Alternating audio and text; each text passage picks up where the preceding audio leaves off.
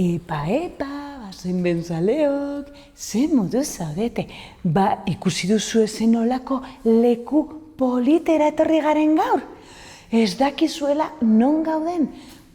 Gaur gaude Gernikako erakustaldi aretora. Aizue, zergaitik etorri garen ona? Libuterraza daukagulako. Eta zer da libuterraza?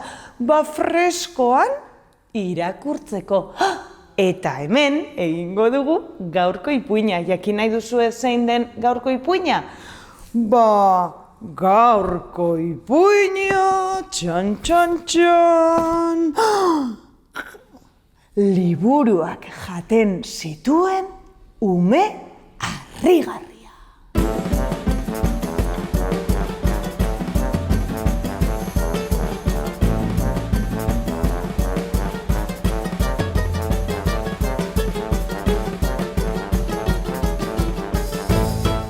Enrikeri liburuak gustatzen zitzaizkion, baina ez zuketan hiri bezala, Ez.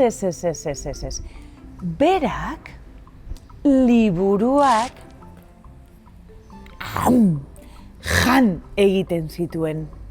Dana hasi zen era oso arraro batean. Egun batean liburu bat hartu zuen eta usaindu egin zuen. Ze usain ona, zabaldu egin zuen eta pizkanaka pizka bat apurtu eta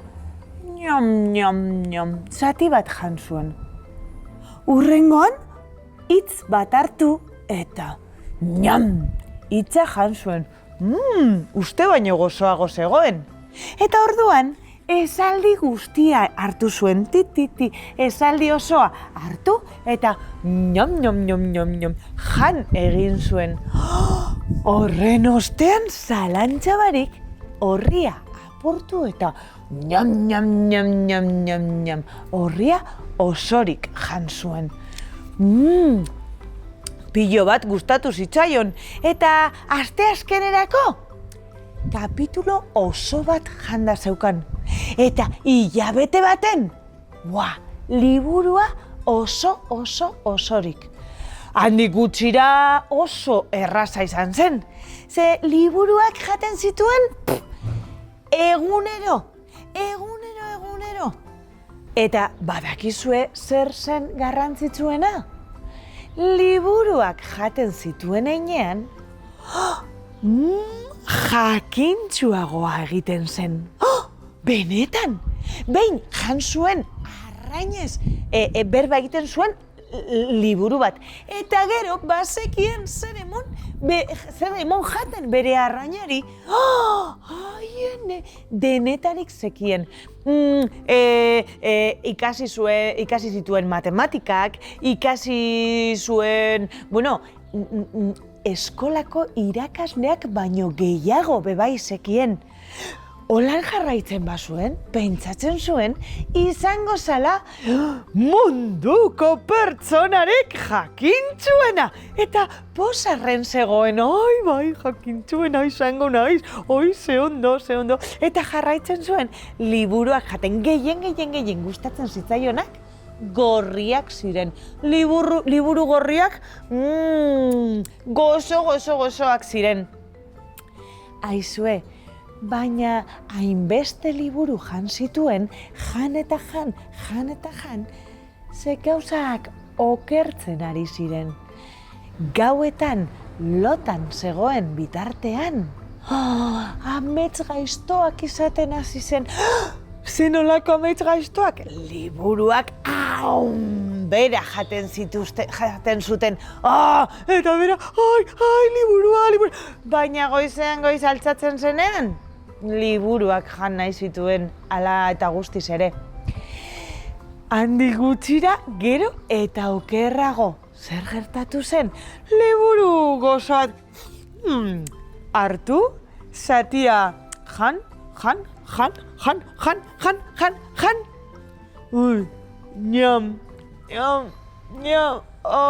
Sabela. Holan bueltaka hasi, bere aurpegia berdea, berdeago, berdea, guztiz berdea jarri eta botaka egiten zuen. Eta hori etzen okerrena. Gauzak nahazten hasi ziren. 6 gehi 2... Elefantea. Elefantea? Ezekien zer esan, nahiago zuen ahoa itxita eukin, ze bestela haizue, beldur zen edo zer gauza esateko. Ai, orain ezen izango munduko pertsonarik jakintzuena. Ai, ene. Medikua bizitatzera joatea erabaki zuen. Eta medikuak alaxe esan zion. Froga asko egin ditugu, eta bai, hemendik aurrera ezin izango dozu liburuak jan. Ez. Hemen nire sinadura, ezin dituzu libururik jan. Eta orain, zer egin behar zuen? Ai, liburuak ezin bazituen jan, ai, aspertuko zen erabat, eta ja ezen izango munduko pertsonarik jakintzuena. Orduan, liburu bat zabaldu zuen, eta horri bat pasatu, eta beste bat, eta irakurtzen hasi zen.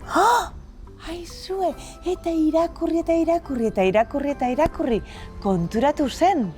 Holan ere, jakintsua bihurtu litekela, baina holan ez zeukan tripako minarik, eta handik aurrera egunak irakurtzen pasatzen zituen.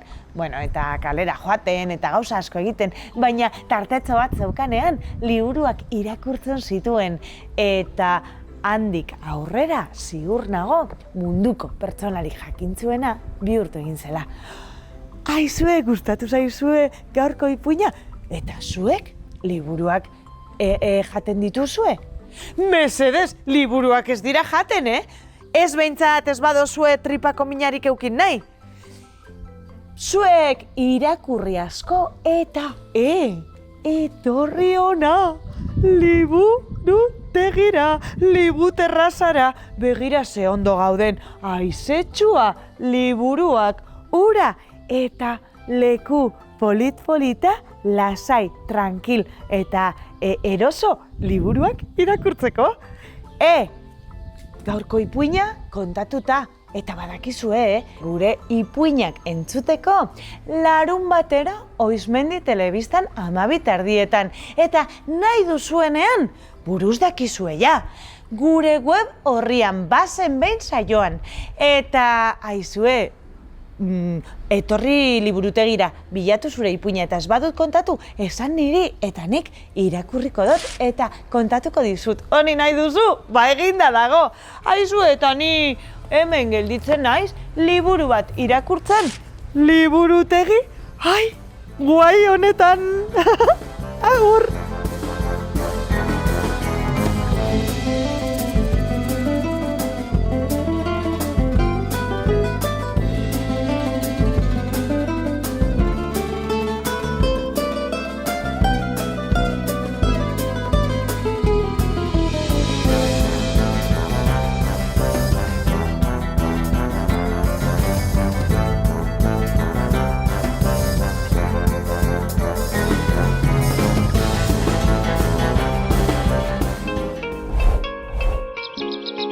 Bizkaiko Foru Aldundiak babestutako hedabidea.